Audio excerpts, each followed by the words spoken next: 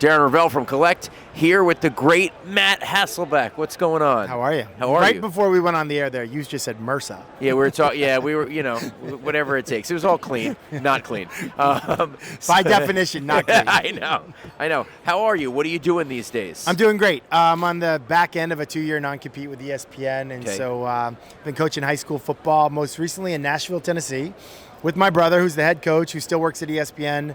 My dad's helping coach the tight ends. My nephew's the quarterback. So it was a ton of fun being in Nashville. You better win the championship. I mean, that's a lot of pressure. Well, your dad played in the Super Bowl with the my Raiders. Dad played in Super Bowl 18, the LA Raiders against the Washington, at the time, Redskins, now the Commanders. And great core memory for me as a kid. My dad got drafted to the Patriots. So I was a diehard Patriot fan until they traded him to the Raiders, and I was so mad at the Patriots. Then we win the Super Bowl, and then I love the Patriots. I've totally forgiven. And then went to the Vikings for a year, and that was incredible, and finished with the Giants. So I finished a diehard, Parcells, Giants, Mark Bavaro, Lawrence Taylor. Those were my guys, and Joe Morris. Just loved those teams, and that was my loyalty till I ended up getting drafted to the Green Bay Packers, and then the cycle just kind of repeated itself.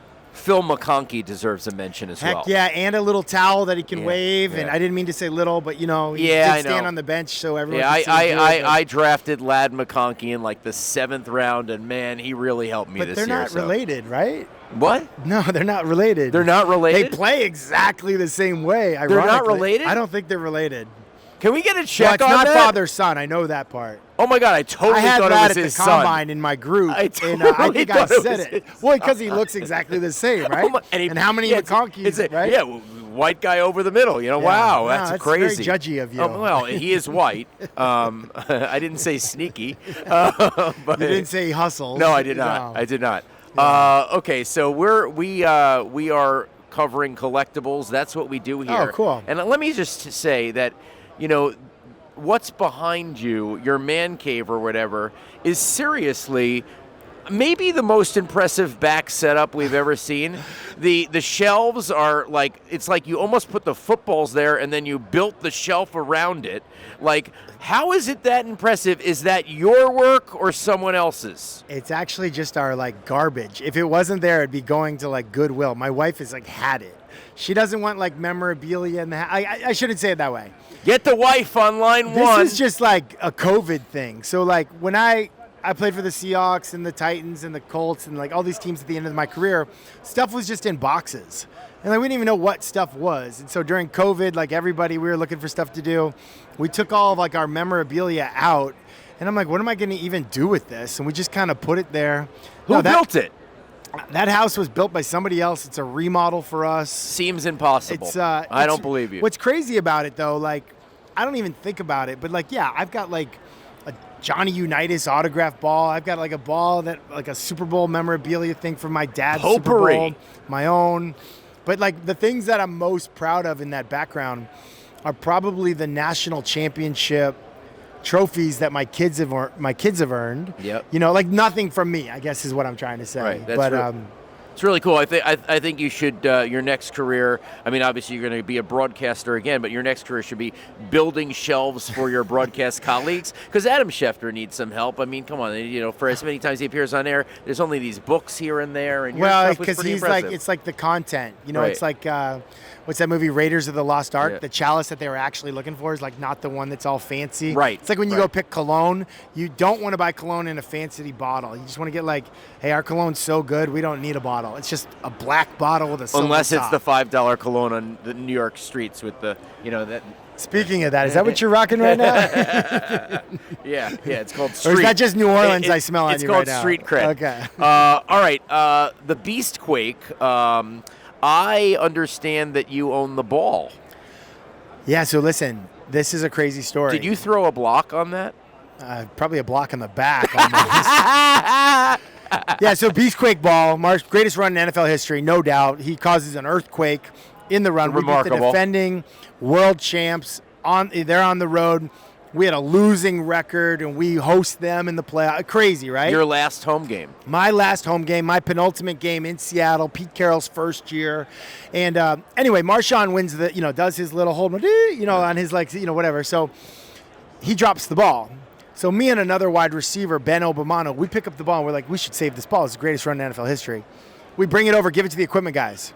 Like, save this for Marshawn. Right. That was sick. Well, Drew Brees throws an interception to Earl Thomas to, like, kind of ice the game. And we have to go back out on offense and take a knee. So Marshawn, being classic Marshawn, he takes that ball and gives it to the official and says, hey, I want to close the game out with this ball. I don't know if he thought we were going to run the ball, but, like, we're just taking a knee.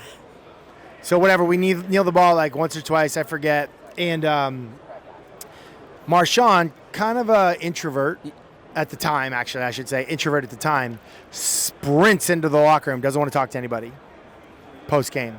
Not here to talk. So now, yeah, he's here just so he doesn't get fined. Yes. So I'm just now, here so fine. I have the ball, and I do an interview with NBC or, somebody. Yeah. And all of a sudden, out of nowhere, my kids have never been on the field post-game, like, in their life. Yeah, and your son was on your shoulders. My son ended up on my shoulders. I had a broken left wrist. I had 2 daughters with me. I put my son on my shoulders, give my daughter the ball, my middle daughter the ball, and I hold my other daughter's hand. And basically, that's all I know of the story. Years later, I actually believe this. They're doing an NFL Films something or other. I'm playing for, like, the Colts. Right. And they're like, oh, NFL Films wants to interview you. I'm like, oh, you mean Andrew Luck? They're like, no, you. I was like, oh, about what? Beastquake. And I'm like, oh, okay. And they're like, Marshawn told us that he doesn't know what happened to the ball. And I'm like, I got him the ball. I gave it to him. I gave it to the equipment guys. What are you talking about? And NFL Films is like, on camera, they're like, no. You put it back on the field. He put it back on the field. And you carried it, and you mean. So there's a picture of that. My daughter, my middle daughter, Mallory, God. who plays in a lacrosse game today. She's the captain of the Boston College lacrosse team. She has that ball, and everyone's like, oh, you got to get that ball back to him. And I'm like, you guys don't understand. Like, if that's the ball, that ball has been in her room for years. That ball has been in our swimming pool. It's been in my dog's mouth. Yep. Like, that ball is scuffed up from my driveway. Like, you want to talk about, like, old crusty Raiders of the Lost Ark chalice, like, nothing mint, but maybe that's what makes it mint, because Marshawn is not mint. What a story. He's something else green, but that is so good. Like, these are like the classic stories of I know a guy who was legit at Wilt Chamberlain's 100th when he scores 100 points, and he said, the ball has never been found, but he says, I know where the ball is. I was a kid in Hershey. My friend ran out with it. We played with it for 5 years, and it's part of 800 other balls. No one knows which ball it is, but, Well, there is a certification process with these balls, a certification, like, before the game. Right. Not for memorabilia, but just for the game. So how it works is, back then, they do it more officially now because of... A Sharpie 1-2 and something inside. Well, basically, yeah. So the referee in the game, the guy with the white hat, marks his jersey number, so he's number 2 or whatever. He writes his, or 135, and then he also has like a red Sharpie and a blue Sharpie. He's got his little, like, signature, if you will, but that ball can typically go from game to game to game. Right. With that ball being a wild card game ball, I don't remember if in the season of 2010 they put the label on them yet. They may have, they may not have. They probably did. It might have come off in the pool. No, that's there for life. So, there is a way to know for sure, in my opinion. And so we think it's definitely the ball. Well, there's no doubt it's the ball. It's just a matter of, like, now at my house, which ball is it? I just haven't taken the time because, I stopped collecting, I guess, in a way. But, like, there's a way, like, for a professional to figure it out for sure. Okay, you give me your address. I'm the professional. Maybe I shouldn't give you my address, knowing. No. Knowing how valuable. I got a very big collection. That would be small in my collection. Okay. So toot. Okay. We're coming up on the 40th anniversary of the Bobby Knight chair throwing. The end of the night, Indiana puts all the red chairs together, never sees it again, doesn't know which red chair he threw. Missed opportunity right there. So you do not really collect. You have all your jerseys from your career? Yeah, I would say so. Ones? I mean, you don't even understand how much gear I have. Like, even my dad's gear. My dad worked at Reebok for years and years, And they would do up all these, like, I've got Emmitt Smith Super Bowl jerseys. I've got John Elway stuff. What do you mean Emmitt Smith's Super Bowl jersey? Like, not probably the one he wore, but they do game issued. Because Reebok had the deal. Yeah, so basically all the Reebok guys. So I got like Shaquille O'Neal stuff. I got Boomer Esiason stuff, D. Brown, Emmitt Smith, whoever the guys were in like those, Javon Curse, like Roger Clemens. In fact, I've got these like, this is so bad. Like I used to wear this stuff to practice though, kind of like your friends. Like I would wear an autographed Boomer Esiason jersey to practice in every day in high school, like every single day, because it matched the black and orange Reebok pumps that I wore. And my school's variant was blue and yellow. Right. Perfect. What a nerd. So, I mean, you can run faster than me, but you're not exactly a runner. No, I wasn't really a running quarterback. And it's crazy, when I first got to the Seahawks, I was teammates with Sean Springs. Okay. And he's one of the greatest athletes. 4.45. Yeah, and he could play offense and defense, Ohio State, all this stuff. And we're playing in a wild card game in 05. And we call this play 300 JetX, quick fly, quick Dino, covered. Greg Williams' defense covered. Sean Springs covered. Sean Taylor. Oh my God, I'm going to have to run.